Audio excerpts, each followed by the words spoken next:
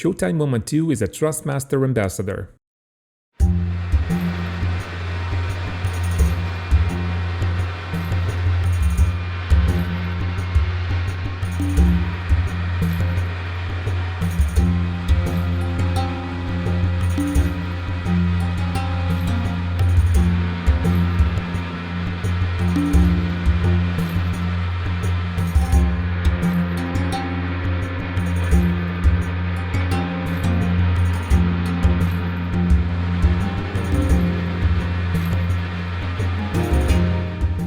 Hello everyone, this is Showtime 112.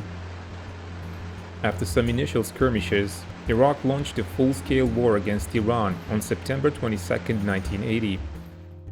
Iraqi Air Force performed massive airstrikes against numerous Iranian airbases with the objective of neutralizing the Iranian Islamic Air Force. While causing significant damage, the attacks failed to hit a large number of Iranian aircraft. Iranians immediately responded with launching their own airstrikes against Iraqi bases, using their F-4 Phantoms and F-5 Tigers. As the war continued, Iranian pilots reported that fewer and fewer Iraqi aircraft could be found on the ground during their attacks. Iraq was obviously dispersing them further west to safer air bases, out of Iranian reach. One such base, or rather a base complex, was H-3, located in western Iraq near the Jordanian border. H-3 is simply a designation given by the British, who initially built an airstrip there in 1930s. It was later used by the Iraqi Air Force, and it was still a relatively small airbase during the 1967 Arab-Israeli War, when it was attacked 3 times by the Israelis, although without much success. Probably motivated by this attack, in 1970s, H-3 was selected for an upgrade to a super base, which featured hardened shelters and other elements designed to reduce the effectiveness of aerial attacks. The H-3 complex is located in the middle of desert, far away from any major settlement, and it consists of the main airbase supported by 2 dispersal bases, H-3 Southwest and H-3 Northwest. Iranians learned not only that Iraqi Air Force was keeping a large number of various combat aircraft in the H-3 complex, but also that a number of helicopters was arriving there through Jordan in kit form, and that they were to be assembled inside the airbase. H-3 was well outside the range of Iranian best fighter bomber, F-4 Phantom, even with full external fuel load. Naturally, Phantom's range could be extended by air refueling, and Iran had such a capability, as the previous regime acquired a number of Boeing 707 and 747 tankers. But refueling would have to be done in foreign airspace, which was a huge challenge. There were 3 possible routes of attack. The direct one was the shortest, but it would have to go through heavily populated and well-defended Iraqi airspace, and chances of success were almost zero. Southern route along the Iraqi-Saudi border was also out of question, due to flat desert terrain without any cover and presence of American AWACS aircraft monitoring the area. The only feasible option was the northern route, through the mountainous area, which was less defended and populated by Kurds. Flying through the mountains could certainly help, but 2 air refuels would have to be made outside Iranian airspace, and large Boeing tankers couldn't accompany the Phantoms through the canyons of Iraqi mountains. This required them to take off from Syria. Syrians could be asked for assistance, and Iran sent a delegation to Syria for that purpose. Their request was however rejected, as Syrians were afraid of being accused of openly joining the war against Iraq. Iranians then came up with a cover story. One of their 747 tankers would be sent to Europe, and on the way back, the crew would declare an emergency and land in Damascus. They would then claim they needed special spare parts, which would be shipped by another 747 tanker from Iran. The first aircraft would then supposedly be repaired, and both aircraft would ask for a permission to leave the next morning. After taking off towards Turkey, they would at one point be handed off from Syrian air controllers to Turkish ones, but they would not contact them immediately. Instead, they would drop to low altitude and wait for the arriving Phantoms. After the airstrike was complete, the 747s would again refuel the Phantoms, continued towards Turkey, and hoped that no one noticed anything. The mission was launched on 4th of April 1981 from 3rd Tactical Fighter Base in Hamadan. Another base, Tabriz, was much closer to northern Iraq, and it would have shortened the flight, but it didn't operate F-4 Phantoms.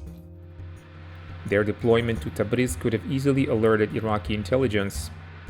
Iranians were right to be cautious. The mission on 4th of April 1981 wasn't their first attempt. The first one was planned for execution only 40 days after the start of the war, but it was cancelled because the initial test refueling run failed and because visibility over Syria was bad. This was rather lucky, as Iraqis were aware of the operation. This fact was only revealed years later. Second attempt was planned for February 1981, but it was also cancelled because of low clouds and because Iranian anti-aircraft defense mistakenly opened fire on the Phantom formation, believing them to be Iraqis. But everything was ready to go on 4th of April 1981. 8 Phantoms plus 2 spare ones took off from Hamadan and headed towards northwestern Iran to meet Boeing 707 tankers and refuel for the first time. The spares soon returned to base, and the main formation continued under the leadership of Major Faraj Baratpur. The crews were specially picked for their experience, but they also needed to be approved on other aspects, primarily on how much the regime trusted them. One of the mission planners, Colonel Izadseta, volunteered to fly a Phantom, but he was only given the task of commanding the mission from the lead 747 tanker. A diversion strike by Iranian F-5s on Kirkuk refinery, or airbase, depending on the source, was also scheduled to keep the Iraqis busy and attract their attention away from the Phantoms. The mission was extremely risky. Although northern Iraq wasn't defended as strongly as the central region, Iranian pilots still reported seeing 2 MiG-23s at one point.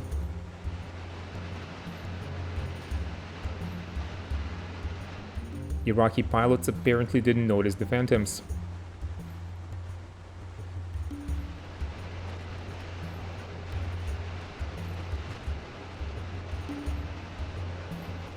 No radio communication was allowed during the entire flight, and the Phantoms would have to find the 2 tankers based on precise navigation alone. In the pre-GPS days, Phantoms relied on their inertial navigation system. Although quite advanced for the time, it still drifted several miles per each hour of flight, and the Syrian region in which the meeting with tankers was scheduled was unpopulated and featureless, making visual navigation very hard. One thing done by the tankers to help the Phantom crews was a sharp 270 degrees turn they performed, so that sun rays would reflect off their wings and make them easier to spot. The plan worked. Phantom pilots found the tankers and successfully refueled at an altitude of less than 1,000 feet.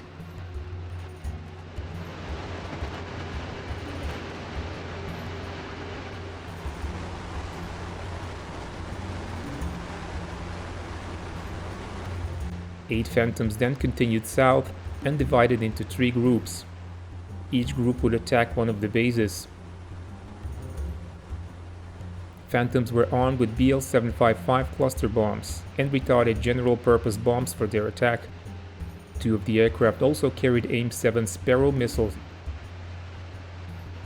Although some sources suggest that 2 of the Phantoms were F-4D models, more recent Iranian sources say that all of them were F-4Es. As you may already guess, the Iranian and the Iraqi versions of the attack differ very significantly. According to Iranian sources, their Phantoms achieved a total surprise and destroyed at least 48 Iraqi aircraft. Tom Cooper and Farzad Bishop's book, Iran-Iraq War in the Air, specifies destruction of 3 N-12 BP transport airplanes, 1 Tu-16 bomber, 4 MiG-21s, 5 Su-20 and 22s, 8 MiG-23s, 2 Mirage F-1s and 4 Mi-8 helicopters. Another 11 aircraft were badly damaged. Furthermore, the book says that 2 Iraqi pilots were killed along with 14 other personnel. There were even some Egyptian and East German nationals supposedly killed in the attack.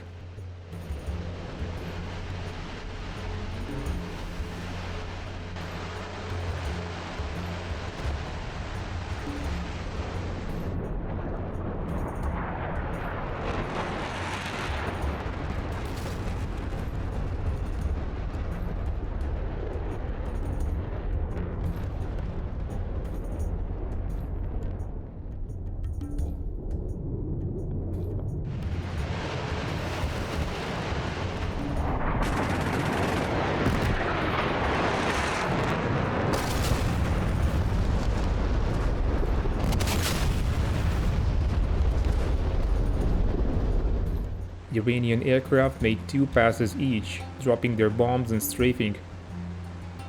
Anti-aircraft fire was relatively light and inaccurate, as Iraqis were obviously on low alert status, feeling safe in their remote airbase.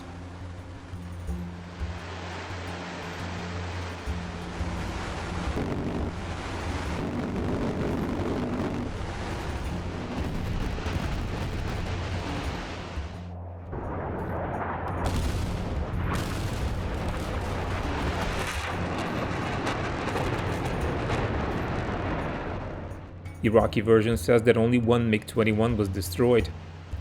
Again, according to Cooper and Bishop, Iraqis claimed having detected the Iranian formation as they entered Syria, and then again on their way back. This, however, doesn't explain why they didn't do anything about it. Some sources mention an unsuccessful attempt of an interception, launched from another airbase. 6 Iraqi high-ranking officers were supposedly executed after the attack, and many others arrested. Regarding the Iranian Phantom crews, after making their attacks, they retreated north to once again refuel from the 2 747s waiting for them.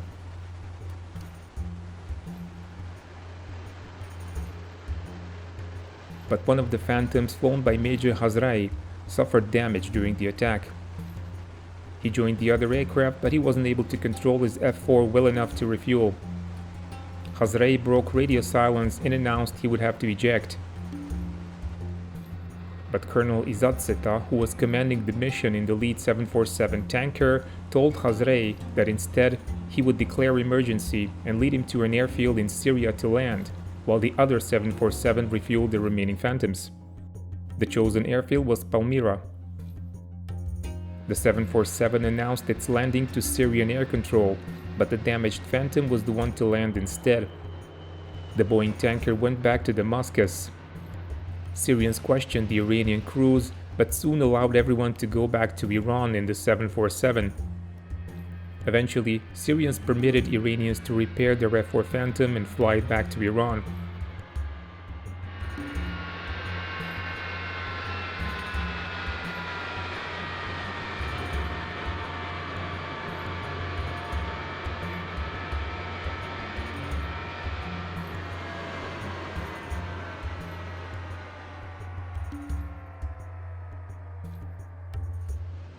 The Iranian H-3 attack is generally considered to be a great success and one of the most effective missions flown in the entire war. Iran suffered no casualties while causing heavy damage to the Iraqi Air Force. Iran never repeated a similar attack throughout the war, which lasted until 1988, but instead chose to conserve its limited and irreplaceable aircraft. The operation, however, was a huge boost to Iranian morale. This was our first video featuring the brand new high-fidelity F-4E Phantom module by Heatblur for DCS World. You can certainly expect many more, and in the meantime, why not try flying the Phantom yourself? Thank you for your time and keep watching Showtime 112.